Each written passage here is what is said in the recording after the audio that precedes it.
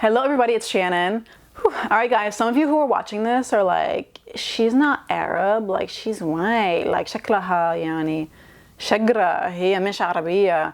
No, I'm not Arab. I lived in Dubai for 7 years. I do speak Arabic fluently. I'm bilingual. I acted in Arabic TV series and I co-hosted an Arabic talk show in the شركة حق التعليم. أنا مترجمة. Okay, I should be doing this video in English because this video is more directed to like people who are in casting, and this is the message y'all have to remember. There's a whole central casting, typecasting thing when it comes to Middle Eastern people and Arabs, and they get it wrong for so many reasons. Like first there's the whole skin color thing, thinking that Arabs have to be a certain skin color to look Arab, you know, and the truth is, as somebody who's lived there for 7 years, like they're every skin color. Okay, like white and black and everything in between. You know, I just feel like there's so much ignorance and it's perpetuated by the typecasting. And I don't know when or how this started. You are not fat? No. I'm different. And then also there's the language aspect of it. People thinking that, oh, Arabic, you know, you speak Arabic? Good, let's go. There are literally like hundreds of Arabic dialects out there. It's not like, oh, you're from Saudi, you speak Saudi Arabic. There's Najdi, Hijazi. There's like different tribal like nuances, and there's just so many things. It's like a whole treasure chest, gold mine of like different things to know about Arabic, the Arabic language. It's such a beautiful and rich language. And, you know, there are certain dialects that are barely intelligible to one another. Like, when I hear somebody speaking like Tunisian or like Moroccan Arabic, I'm like, what? Because there's so many differences. But I feel like the way that people think about the Arab world is like, oh, okay, like there's the, you know, terrorists and Islam. And they live in like sand, like huts and stuff. Like there's just so many wrong stereotypes, and it's really upsetting. Well, then there's also like they're from the Gulf area, so they're like the ones who are super rich and like hanging out in Knightsbridge, smoking shisha, you know, driving the Ferraris around London. Like there's a whole, like what people don't understand is like there's a whole spectrum of people, just like there is in America. And we say in Arabic, asabi al-yad muzebat. The fingers on, it means the fingers on the hand are not the same. I'm kind of amazed and shocked by the ignorance that we see from a lot of, I guess, casting directors, writers, whatever. The first thing that a lot of people get wrong is that they think that Arabs have a certain skin color, like a certain shade of brown. Like, okay, like he's Arab. There's a stereotype about how Arabs are supposed to look. So I have a friend who's Egyptian. She's pure Egyptian. And she was, you know, on the casting, I think it was like central casting, you put your origin, and, you know, she's Middle Eastern. They called her to be an extra for this show about like some fight in one of the Middle Eastern countries. And she was supposed to be one of the women, like, you know, wearing hijab, even though she doesn't actually wear a hijab in her normal life. I think her mom wears one, and so she knew how to tie it and everything. But she gets to the set and they're upset at her because, oh, what did you lie to get this job? Because her skin is light, like her skin is, you know, like you know, whiter skin. And they had Mexican American or Hispanic Americans playing the role of the Arab woman because of their skin color. And they had her be like some like white expat tourist or something. They had her be that role. And I thought it was kind of annoying because it's like, she's like, you have people who are not Arabs just because of their skin color. That's Arab to you. So you're going to put this on screen and expect everybody to think, oh, this is what Arabs look like. And for those of you who've actually been to Egypt, you'll know that a lot of them, like their skin looks like mine. Like they have light colored skin. There are people who are dark colored skin. There are people who have black skin. Like whatever. Like you can't just say like, oh, there's a certain skin color that's Arab. Because I think media is powerful. People watch movies and they think they know about the Middle East from movies. And it bugs me that there's so much misinformation out there because people don't take the time to understand anything about the Middle East and about Arabic culture and about Islam or whatever. And I'm saying this as somebody who's spiritual, not religious. I'm the 6th of 15 kids.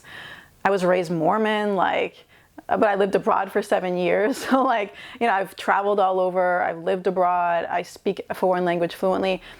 I'm not saying, oh, I'm better than you, you have to be like me. No, I'm just saying, like, why don't you try to educate yourself instead of trying to impose, like, oh, this is what Arabs look like, because it's not. Anyway, so my friend, she had to help the Latina girls, like, to tie the hijab, because they obviously didn't know how to do it. And, you know, here's like the one person with light skin who just because of the way she looks, she's being told by people in Hollywood that, oh, you're not Arab, you don't look Arab. It's like, excuse me? They're Arabs with whiter skin than me. They're with green eyes, with auburn color hair. I mean, in like Syria, in the Levant area, you'll find them. And even Saudis, like I have a friend, she's pure Saudi Qabili. You know, they say Qabili is from a tribe. She has green eyes, like naturally green eyes. Okay, there are Saudis with naturally blue eyes. There are Saudis who maybe one parent is from a tribe, one parent is from, you know, somewhere in Europe or something else. And I just think it's sad that these people can't get opportunities in Hollywood because of their skin color. Like if they have a lighter skin color or if they have a darker skin color, like, oh, you look too black, you can't be Saudi. You know, it's like, what? Like, it's just, it's ironic because there's so much racism. Like in a country where we're always talking about trying to be fair and equal, you have these casting agencies or central casting or whatever that, you know, they're kind of perpetuating this ignorance that's like, oh, well, you have to be this skin color to be considered Arab. And it's just so annoying. And now that's the skin color thing. Let's get on to the language part of it. That's a whole other animal.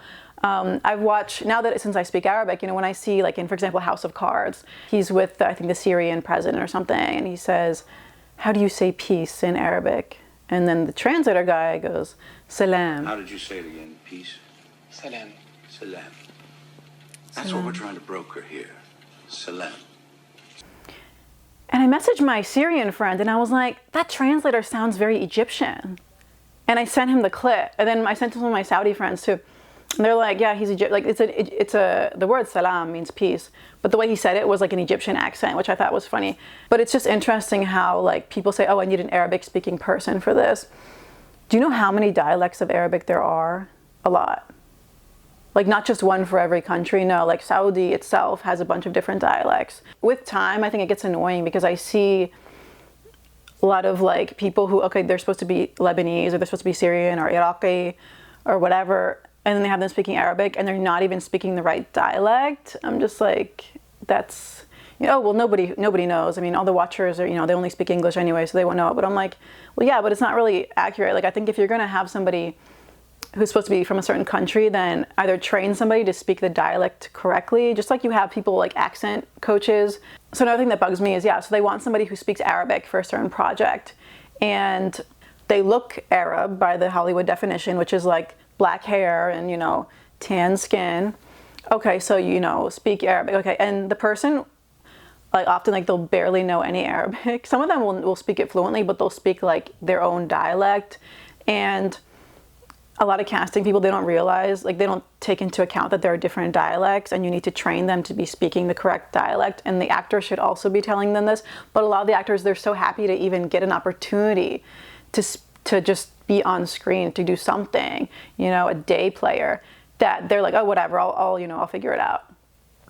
And this is something that it kind of perpetuates the inaccuracy. When I was doing Arabic series, people would write about me, oh, you know, she's Lebanese because my skin's lighter, she's Lebanese, she's Syrian, or she's half Saudi, she's this. As far as I know, my ancestors are like Scottish and Swiss, and I think a little German on my mom's side. Like, I'm not an expert on my genealogy, but I'm not Arab that I know of. I think that a lot, like what a lot of my friends express is like just frustration that, you know, even if they're Arab, if they're you know, Arab origin, they speak Arabic and everything, if they don't look a certain way, then they don't get a chance. So those are my thoughts on it. I'm curious to hear what you think, especially if you are of Arab origin, you speak Arabic, وأنت ممثل وأنت يعني حابب إنك تمثل في أمريكا. What are some of the challenges that you face? As always, thank you so much for watching. Habkum, I love you guys. Please like and subscribe, and I will see you next time. Here's another story. So there was a guy actually he's like an aspiring writer. He's like taking classes at UCLA or something to be like a screenwriter. And he's from South America, and he's never been in the Middle East. Yet he's writing a script for a movie about somebody in Afghanistan, like some sort of prisoner of war or something like that, or journalist it was, I think. And he's like doing character development for this boy in Afghanistan. Well, I said to him, what about like the kid's religion? What religion is he? He said, Pashto.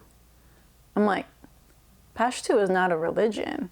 And I thought it was like interesting. It's like, yeah, people are writing about things that they know nothing about just because it's like a hot topic, like, oh, terrorism, like Iraq, like the war, like that's a hot topic. So let's write about that. Okay, but do your research. My hope in doing this video is that people will be a little more thoughtful when it comes to writing and casting for Middle Eastern, people of Middle Eastern origin or Arabic speaking roles. So hopefully you guys found this useful, and love you guys. Habkum. Please like and subscribe and put your questions and comments down below. I'm really excited to hear what you have to say. That's it. I'm actually a little amazed that these earrings fit on my tiny earlobes. Like my ears are a little bit way down. It feels a little weird, but anyway.